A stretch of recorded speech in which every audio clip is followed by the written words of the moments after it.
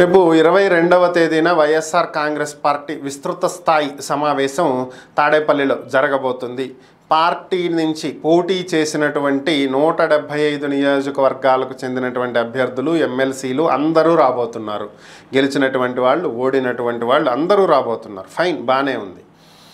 మరి ఇక్కడ జరగాల్సింది ఏంటి అనేటువంటి అంశం మీదే ఇక్కడ ఒక చర్చ. యథావిధిగా మనం అంతా మంచే చేసాం, 2 లక్షల కోట్లు పంచిపెట్టాం, ప్రజలకు అంతా మంచే జరిగింది, ప్రజలు కూడా మనకు ఓట్లు వేశారు, అయినా సరే మనకు ఓట్లు పడలేదు, ఈవీఎంల్లో పొరపాటు ఉంది, లేదంటే మనం ఎందుకు ఓడిపోయాం, ఎలా ఓడిపోయాం అనేది తెలుసు కానీ ఆధారాలు లేవు, ఇలాంటివే మాట్లాడుకుంటూ పోతే ఇక ఎప్పటికీ పార్టీ బలోపేతం దిశగా అడుగులు వేసేటువంటి పరిస్థితి అయితే ఉండదు. చాలామంది వైఎస్ఆర్ కాంగ్రెస్ పార్టీకి చెందినటువంటి ఎమ్మెల్యే అభ్యర్థులు చెప్పేది ఏంటి అంటే మాజీ ఎమ్మెల్యేలు అనుకోవచ్చు, మాజీ మంత్రులు అనుకోవచ్చు, ఎవరైనా కావచ్చు, చెప్పేది ఏంటంటే గడిచినటువంటి 5 ఏళ్లలో ఎప్పుడూ కూడా జగన్మోహన్ రెడ్డి చెప్పేది మేం వినటమే తప్ప మేం చెప్పేది ఆయన ఎప్పుడూ వినలేదు. ఏ మీటింగ్ పెట్టినా సరే ఆయన చెప్పాలనుకున్నది చెప్పి వెళ్ళిపోవటమే తప్ప మేం చెప్పేది ఆయన ఆలకించడు. వన్ మ్యాన్ షోగానే నడిచింది 5 ఏళ్ళు. ఆ కారణం చేతే ఈ స్థితిలో ఓడిపోవటం జరిగింది.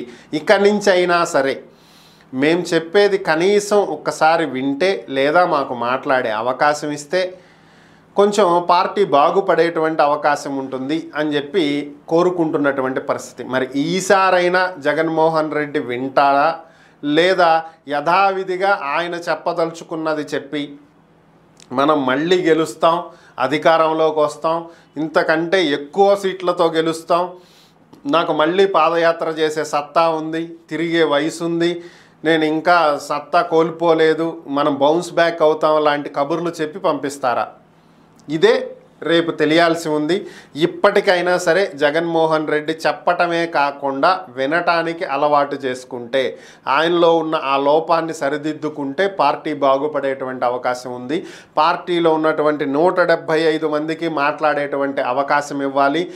ఏ కారణాల చేత ఆ నియోజకవర్గాల్లో ఆ అభ్యర్థులు ఓడిపోవలసి వచ్చింది, పార్టీ ఈ స్థితికి ఎందుకు వచ్చింది అనేటువంటి అంశాల మీద ఒక పెన్ను పేపరు తీసుకుని ప్రతి ఒక్క వ్యక్తి చెప్పేవన్నీ నోట్ చేయించి దాని నుంచి అవుట్కమ్ కామన్ పాయింట్స్ తీసి ఓవరాల్గా ఇదిగో ఈ పాయింట్స్ వల్ల కామన్గా ఎక్కువ మంది చెప్పిన పాయింట్లు ఇవి, తర్వాత కొంచెం తక్కువగా చెప్పిన పాయింట్లు ఇవి, ఒక కేటగిరైజ్ చేసుకుని వాటి మీద వర్కౌట్ చేస్తే బాగుపడేటువంటి అవకాశం ఉంటుంది. లేదంటే ఇంకా పరిస్థితి దయనీయంగా తయారయ్యేటువంటి అవకాశం ఉంటుంది.